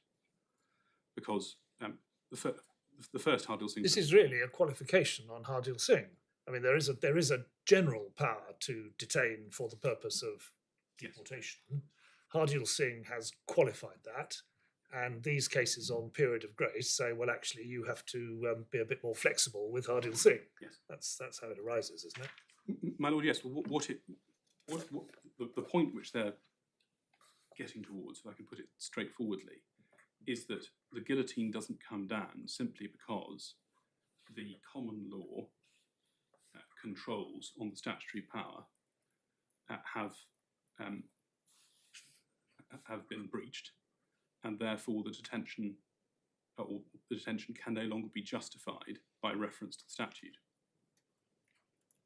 And it's necessary to be clear about what we mean by period of grace. The term is used in a practical sense, this authority says. Yes. And it's for the purposes of practically managing the bringing to the end of the previous period of detention. Yes, indeed.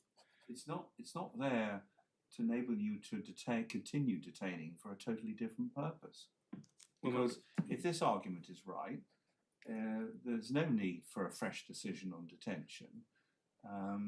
But you're saying that, consistent with the period of grace, as a matter of fact, it's perfectly permissible to be detaining somebody for the purpose of removal, and that comes within this notion of a period of grace. Lord, I think two things. I should say, first of all, the power to detain for the purposes of removal arises under the same paragraph of the Schedule 2. Paragraph 3, isn't it? It's paragraph 16. 16.3. I believe that possibly 16.2, my lord. But yes, it's within the same paragraph. Right. So it's part of the same paragraph. It's not the same purpose, though. My lord, I accept that. But the period of grace in my submission in here, this is, I accept, a difference between AC Algeria on the facts and this case. In AC Algeria, the period of grace was to allow release, to make arrangements for release. Here I say that there's a period of grace that allows the Secretary of State to make arrangements either for return to the country of origin, if that's the appropriate route, or alternatively for release on bail. But that's not realistic on the facts of this case, because at the point when the statutory power to detain was exhausted at the end of the examination, the immigration officers didn't know that they'd made an unlawful decision to cancel, so they were cheerfully setting removal directions. I don't understand how any conscious process was going on that said, oh, we're now having a period of grace because the statutory purpose has been exhausted. I mean, they just weren't. Well, They were pursuing a different statutory purpose at that point. They were making arrangements which were different to the arrangements which in due course would be made, yes. Since you use the word arrangements, they were making arrangements to remove, Yes. and pending removal, they were making arrangements to detain for that purpose. But you seem to be putting a great deal of weight on the absence of a fresh decision. But even in the absence of a piece of paper, effectively, it was a decision, wasn't it? Lord, It's not as if they were doing it unaware of the fact that they were detaining and also removing. of course, my lord, I accept. They were aware that they were not releasing him, to put it the other way round. They were not releasing him. The reality is they were continuing to detain him for the purposes of removal, not for the purposes of making arrangements to release him. My lady, they were certainly continuing to detain him for the purposes of making the next necessary arrangements at the start. My lady, Well, let's be realistic. They thought he was going to be removed, so they set removal directions and they continued to detain him in order to put the removal directions into effect. yes, my lady. Certainly, in the hours immediately after the decision to cancel leave, that's correct. But this seems to Thereafter, become an argument that you can sidestep the application of the Rwanda case because it comes under the rubric of a period of grace. And if, therefore, it's subsequently decided that the removal was unlawful, that doesn't matter. Well, my lord, I think I'm not. Don't submit that we can sidestep the DN Rwanda decision. Does the analysis come to anything different if we still have to apply the Rwanda principle? My lord, what I say is that the analysis is, and it's the practical analysis from AC Algeria, which is that simply because detention has been authorised on a particular basis with reference to a particular statutory provision, and thereafter that statutory purpose has been achieved because the examination has concluded and a decision has been taken, it doesn't follow that immediately thereafter detention becomes unlawful. That's the analogy with the What's the hardship. legal basis of the detention? Because once the statutory purpose has been exhausted, the person's free to go. Full stop, end of.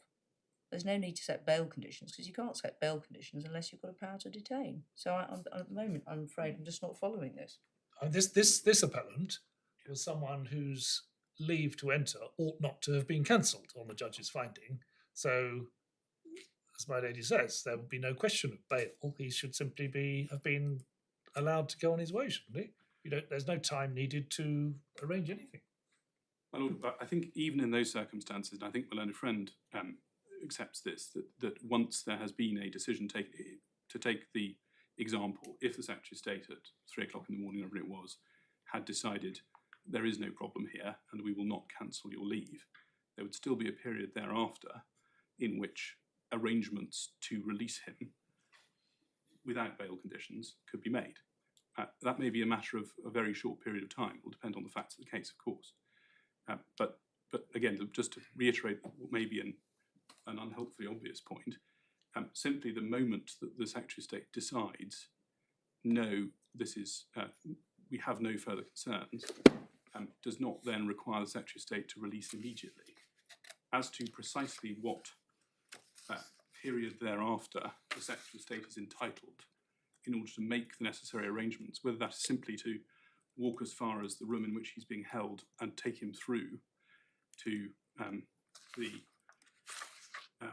the Heathrow terminal, or it's something else, will depend on the facts of the case. Yeah, but the time it takes reasonably to enable someone to be released isn't influenced by the time it takes to put them on a plane to send them back to Pakistan. Well, what I say is that in this case, looking at the facts, we don't need to go through in detail, they are available. But is that correct, the proposition I'm putting to you? My lord, what I say is that the plane was taking off at 3 o'clock that afternoon. Yes. I say that it was lawful for the period of grace to incorporate enough time for, first of all, decisions to be made about prospective arrangements for removal to Pakistan, that being the initial intention, and thereafter the subsequent questions of how to respond to the challenges which came, particularly from those who instruct my learned friend, late in the morning. Well, those challenges only came once the removal directions had been set. They did, my lord, yes, So absolutely. you move into a different phase. But if the decision to cancel leave was unlawful, as we now know it was, whereas on the basis of a lawful decision to cancel leave, there would have been a power to set removal directions and make arrangements pursuant to those directions. Once one accepts that the decision to cancel leave is and always was unlawful, there's no power to set removal directions. So how can there be power to detain while you're making arrangements to put him on a plane to Pakistan? I'm just not following it. I agree with it. And it may be that I risk being repetitive. If so, then apologies. But I think the answer to that is that the starting point is to look at the decision to detain that was taken, which was for examination purposes. It's right to say that that statutory purpose came to an end once the examination was completed. Yeah. As I say, AC Algeria makes clear, simply because the statutory purpose for a detention has come to an end, whether that's because the Hardiel-Singh principles are breached or for another reason, does not mean that at that very moment further detention becomes unlawful. That's the period of grace point. Again, if you'll forgive me for putting it this way, the guillotine does not fall the moment when a decision is taken, whether that's to cancel leave or not to cancel leave. And what that period of grace entails will necessarily depend on the facts of the case. Well, And matters of legal principle. It will depend upon what matters are, as a matter of law, relevant to determining that period, which is why I asked the question I did. Yes. Is it relevant to a period of grace which follows the cessation of examination to take into account the amount of time it takes to put someone on a plane to Pakistan? And my lord, I think the answer to that is yes, that may be a question of mixed fact and law, but yes, I accept that. So to take an example, if the proposal was not to return to Pakistan at 3 o'clock the following day, but to return him to somewhere far more remote in a week's time, then of course the considerations about lawfulness of detention will be different, and period of grace will be different. Here, because of the circumstances, first of all, the initial decision to cancel leave and to set removal directions, and thereafter responding to and considering the objections raised by those instructing my learned friend, I say that that is the period of grace, or the period of grace covers the Secretary of State, putting it bluntly, dealing with those competing considerations and deciding whether or not to grant bail, as she eventually did. And so, my lord, that I say is the answer to that. It is essentially a common law control, similar to, if not completely identical to, the Hardiel-Singh principles. it's not a control. It's Hardiel-Singh principles limit the power to detain, whereas what you're arguing for is an extension of the power to detain. Well, I think so. Yes, that's right. And the relevance of Hardiel-Singh here is because Hardiel-Singh limits the power to detain, and when the power to detain ceases to be, when it is no longer lawful for the Secretary of State to exercise the statutory power to detain because of the Hardiel-Singh principles being breached, what AC Algeria says is that it is not at that moment that the detention becomes unlawful. The period of grace, which of course will vary from the facts of the case and depend on, for example, whether the detainee is dangerous, allows a period thereafter where detention is not unlawful straight away, but continues to be lawful for a period. So that's my submission, my lady. I understand it's yes, I'm grateful. Right. I suspect I risk being repetitive unless there are additional points. I think the simple point here is, to try and summarise it as best I can, that the completion of the examination, which is the original purpose, or the purpose for detention, the sole purpose of detention included in IS 91, does not, at that moment, render further detention unlawful. And because DN Rwanda and Lumber asked the court to focus on whether a decision to detain is vitiated by an associated public law decision, in my submission, those authorities do not assist my learned friend in saying that detention became unlawful at some later stage.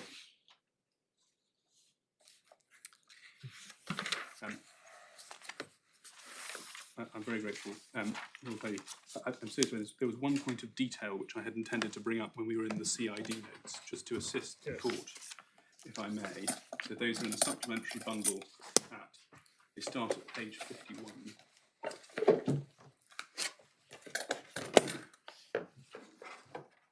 At the bottom of page 51, I think the court was asking precisely when the cancellation decision was taken, and we can at least narrow it down a little further towards the bottom of page, at the bottom of page 51. We see an entry from, I think it's Officer Badal, referring to him, which records that he referred the case to the senior officer, Mr. Brown, at 01:15 hours.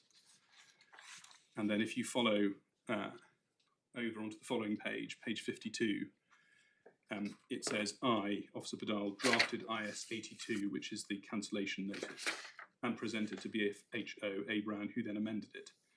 So we can narrow down the time at which that cancellation was finalised. It was at some point between 1:15 in the morning and the start of the third interview at 2:35 in the morning. I don't think we can be more precise than that. That is the time. No, well, that's very helpful. Thank you very much. May I very briefly turn my back, my lord? Of course. Thank you. I'm very grateful. Unless I can assist further. Thank you. Thank you very much. Go, John. I'm grateful to my learned friend. In terms of replying exceptionally briefly, responding to the questions asked by Emily at the end in terms of calculation and quantum, the appellant would not object to this court carrying out any quantification exercise and assessment on it. I would seek to take up my learned friend on the proposition of potentially going down the route of written submissions, partly on account of the fact that if the court is to find in favour of the appellant on the unlawful detention, quantum, albeit slightly, will be determined by the timing at which that unlawful detention starts and ends. In respect of the grace period point, and this is my final point. We're just on quantum. 7 days limited to 5 pages. 7 days limited to 5 pages. All right, well, we'll have written submissions on quantum within 7 days from today, limited to 5 pages. And you will need, if you want to submit that it makes a difference, as to precise timings, to have them on alternative bases. I'm grateful, my lord. Thank you. And I think just from the appellant's perspective on the issue of grace periods, I said at the outset that the appellant wouldn't invite the court to find that the period after the notification of deferral from 1338 was unlawful. That's largely because it appears from that period onwards the Secretary of State acted reasonably quickly. He was released in those circumstances at some point between 2 and 3 o'clock.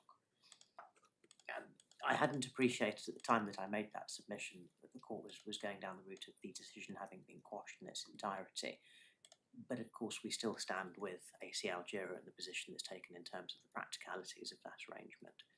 So unless I can assist any further for the submissions already made, the court is invited to Elisabeth. Just in terms of submissions on quantum, I should ask, perhaps my learned friend may have thought of it as well. The initial position was that I would make oral submissions first and my learned friend follows. Would the court want sequential submissions in writing?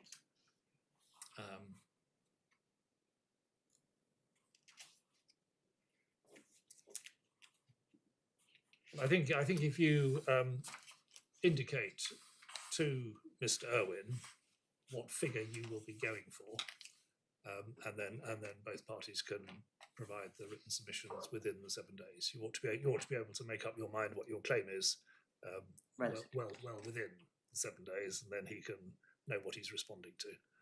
But otherwise, we're talking about a relatively small sum of money, and I think you'll both be aware of what the parameters are likely to be. Can I assist any further, my lord? No, I don't think so. Well, thank you very much. Thank you to both counsel for your succinct and helpful submissions. We will reserve judgment once we have produced a judgment, it will be provided to the those whose names have been collected by my clerk. We will hope and expect that in the light of whatever we decide, you will be able to agree an order for us to approve. If you find that you can't, we'll have short written submissions and deal with it without a hand down.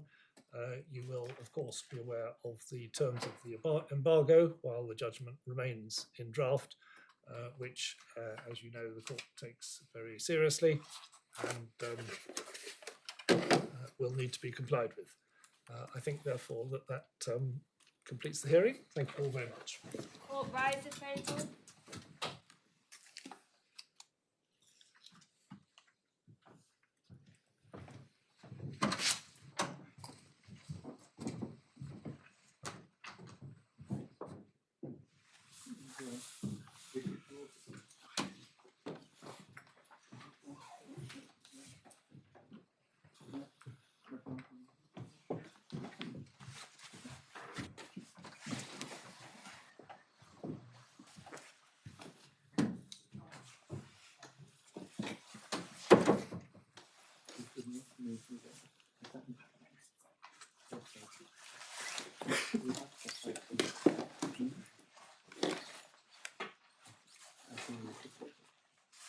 Sorry, I didn't ask, but what's the best email to send the written submissions to? Is it Lord Justice Mouse's clerk? Or... Oh, I can give you the email. Thank you. Yeah. Someone will take that down.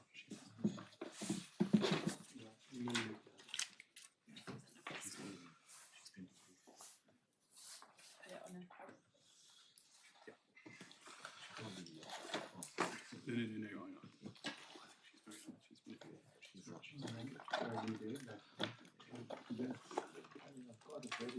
No, I think she's very nice.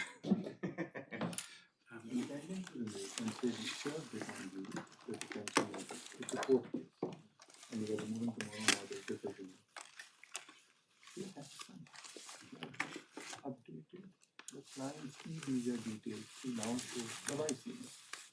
And we have already evidence of the him getting updates on the account, and now in last 2 days. So it's not lawfully served.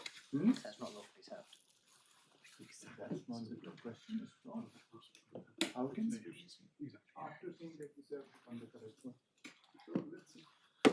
No, thank you very much. I'm sorry to Good see. on quantum, not that we're jumping the gun, but is there any merit in seeing if we can even agree what it would be in different scenarios, or agree brackets for different scenarios? Because, I mean, given that we're in comparatively low value, we are 150 quid either way. Yeah. It seems a bit silly. So, I mean, in one option, if you go away and think about, you know, what you would say if it was all of it, what you would say if it started at part 2. And So went you're all the way essentially through. going down the route of without prejudice to your case. Yeah. We agree. Exactly. Yeah. Fine. All right. I mean, I'd rather do that than. yeah, well, Yeah. so I'm reading 10 pages of submissions, but we're just going to be communicating all the same authority anyway. Yeah. So, should we at least give it a go? If you want to have a try and see if you can.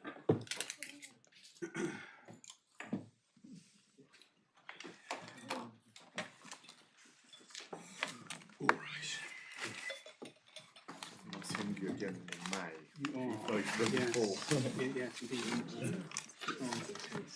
Yeah. That's going to be interesting. And a difficult.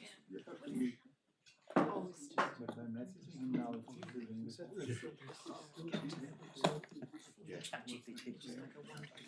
It's not entirely clear. No, I see. So it's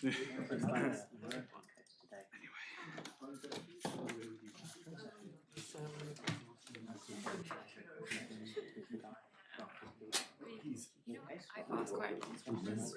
Very good memory. As you remember, it was the end of September. Yeah. And, so he broke his hip.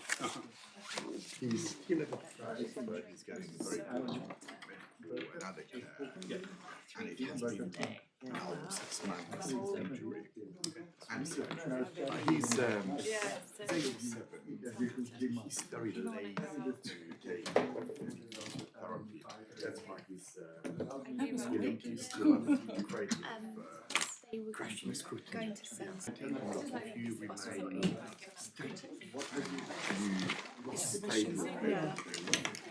you're going to get pneumonia. You might not be able to.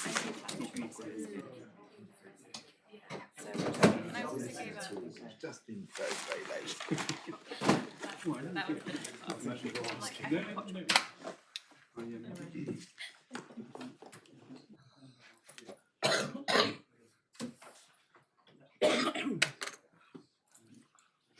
Now, whose is this? Throw. I fell literally from the top to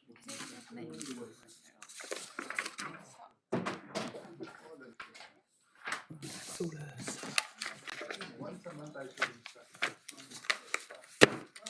I was surprised. Really thought. Yeah. It doesn't seem really hard. Really take life. No, absolutely. You know when it comes to find out when you reach a certain age, yeah, it becomes more difficult.